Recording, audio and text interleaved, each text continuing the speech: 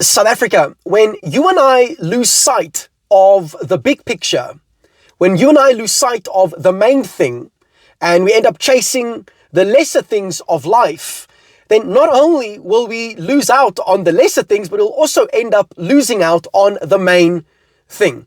In this video, what I want to do is I want to talk about a particular comment that the Gauteng Premier Panyaza Lesufi had made this past week amid the water crisis that is currently busy happening in the Johannesburg area specifically. And then I want to just dive into just some call to actions for the youth of this beautiful country of South Africa. And I trust that through this video, there'll be a tremendous amount of clarity. And as you receive the clarity necessary, that you would essentially begin to run the race that you have been called by God to run. So please go ahead and like this video if you get somewhat of value out of it today. Let's see and try and aim for at least 150 likes, and drop your comments down there below. Welcome to the William Moyses Show. Subscribe if you have not yet done so. Sambonani Tobela, Dumelang Nda Molweni, and good afternoon, South Africa. Let's dive into the story. So according to citizen.co.za, the Gauteng Premier Panyaza Lesufi came under fire during Johannesburg's ongoing water crisis earlier this week after saying, last week after saying he sometimes had to book a hotel to go and bathe because his own taps were dry. Lesufi made the comment at a press briefing while trying to show that even officials feel the impact of water cuts. Again, use the comment section down there below as your virtual voice. But many residents saw it as tone deaf and out of touch given the hardship people are facing with prolonged dry taps. The remarks sparked widespread backlash on social media and in the streets, forcing Lesufi to issue an apology, saying he didn't mean to suggest that the crisis affects people differently based on their status. Now, I am glad that at least he took responsibility for issuing an apology over there. But what I want to do besides that is I want to mention this. Whenever, and youth, please listen. Okay, and by the way, when I say youth, I'm talking about everybody under the age of 100. So I'm hoping that every single one of you that are watching essentially qualifies for this over here, because you do, because the principle applies to every single one of us. Whenever the purpose of something is not known, abuse or no use is inevitable. I'm going to try to say it again. Whenever the purpose of something is not known, so whenever you and I don't understand the original intent of why something exists, we will either end up abusing it or not using it at all. And you might be like, well, how does that relate to the story over here?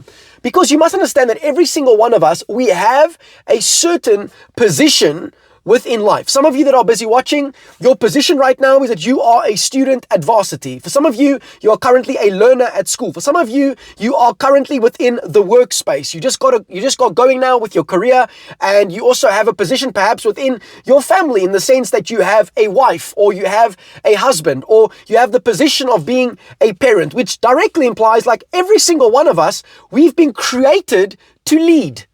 And therefore, it's vitally important that every single one of us understand what the purpose, what the original intent of leadership actually is. Because leadership is not just some fancy title. Leadership is not you calling yourself the premier of this and that. Okay? Leadership isn't that. Leadership, in simple terms, is simply you and I serving one another with what we have been blessed with.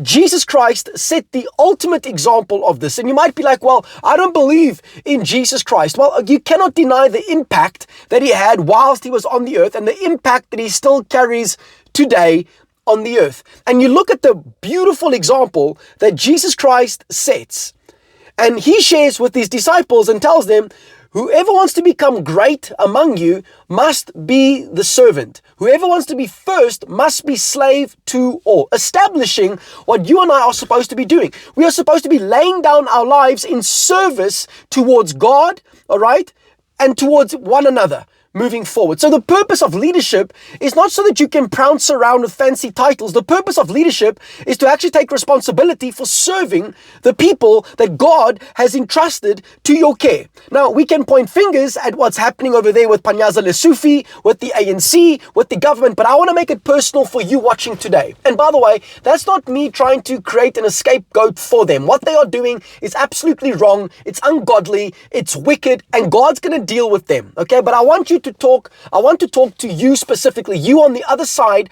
of the screen that's busy watching this video. How are you currently busy serving the people that God has entrusted to your care?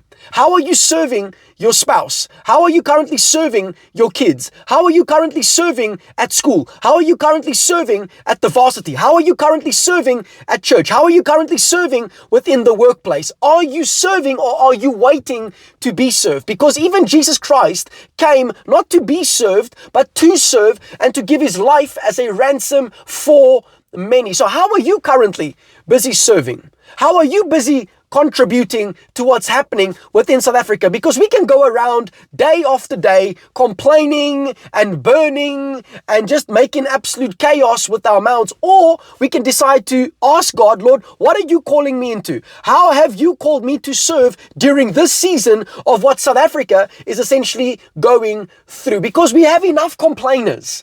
We have enough burners. We don't need more revolutionaries. We need people that are willing to serve, that are willing to say, you know what, I actually value you enough as a person that I'm going to take the time to bless you. I'm going to take the time to wash your feet. I'm going to take the time to use what God gave me to come up with a solution that you potentially have a problem within your life. Okay. So again, leadership is about serving. It's about service.